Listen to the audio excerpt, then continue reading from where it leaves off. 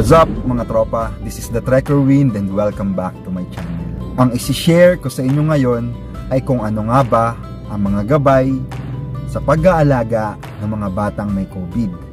Pero bago yan, papasalamat lang muna ako sa lahat ng mga sumusuporta at patuloy na nanonood sa ating mga video. At kung bago ka sa channel na ito, please don't forget to share, like, and subscribe at i-click mo na rin ang notification bell para parati kang updated sa bawat video na ipopost ko. So hindi na natin to papatagalin at simulan na natin ang topic na ito.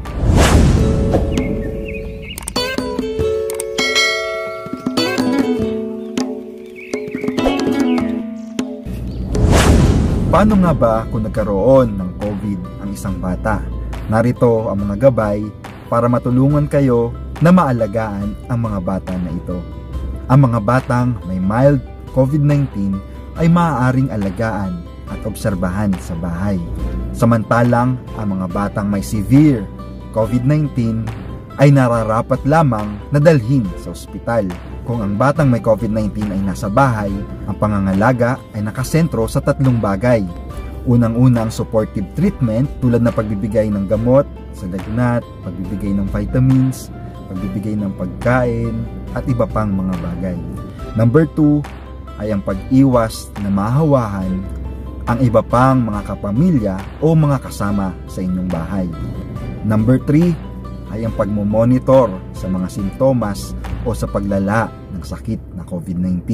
Ang mga batang positibo sa COVID-19 ay marapat lamang na namamalagi sa loob ng bahay at nakahiwalay sa iba pang miyembro ng pamilya nito. Hanggat maaari, may sariling kwarto ang batang ito. Hanggat maaari, ang kwarto na kanilalagyan ng batang may COVID-19 ay may maayos na ventilasyon at kung kaya ay may sarili rin itong banyo. Ang mga activities o mga gawain ng batang may COVID-19 hanggat maaari ay limitado lamang sa loob ng kwartong ito.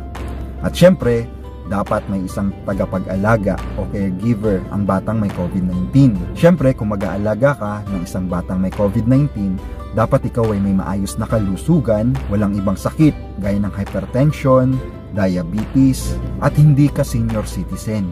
Syempre, bawal tumanggap ng bisita hanggat hindi pa gumagaling ang batang may COVID-19.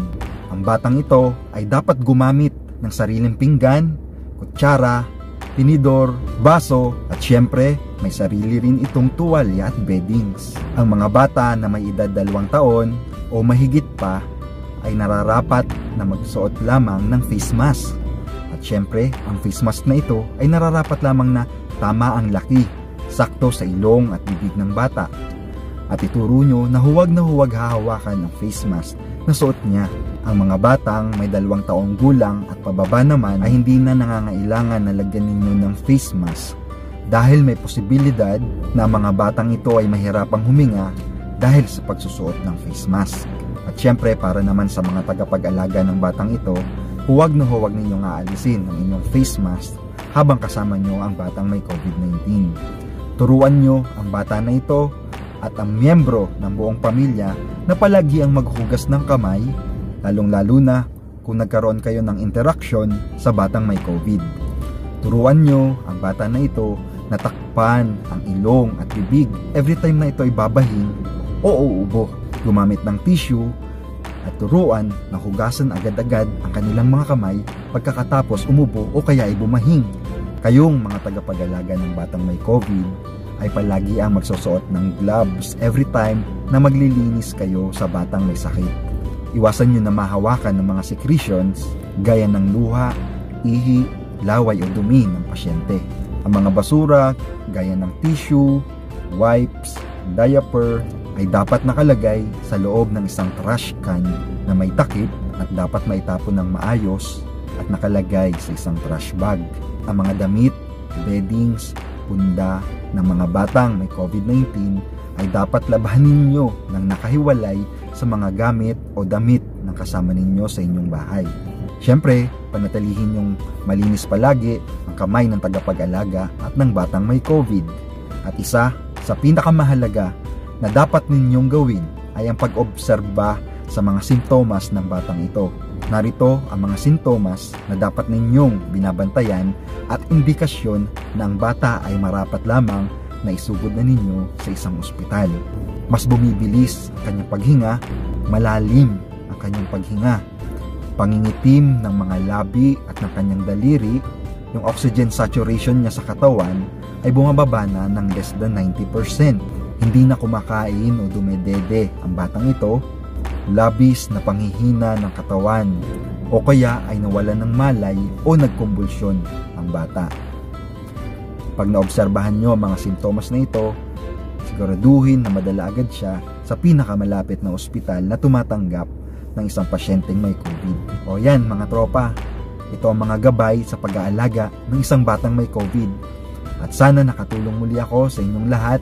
Maraming salamat sa panonood ng video ko. Matatapos din natin ang pandemyang ito. Kailangan lang natin magtulungan, makinig sa kinauukulan at sumunod sa protocol na ipinapatupad ng batas. Palagi ang magsuot ng face mask at face shield, magkaroon ng social distancing, palagi ang maghugas ng kamay, at hanggat maaari magpabakuna kayo para matapos na ang pandemyang ito. Walang imposible kung magtutulong-tulong tayo. Huwag nang matigas ang ulo. Alam kong pagod na kayo, pagod na din kami, kaya tapusin na natin ang pandemyang ito. Maraming salamat sa patuloy na pagsuporta ninyo at panonood sa videos ko. At para sa mga bago nating viewers, please don't forget to share, like, subscribe at i-click ang notification bell para parati kayong updated sa bawat video na ipopost ko.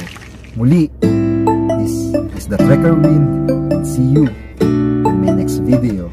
Bye-bye!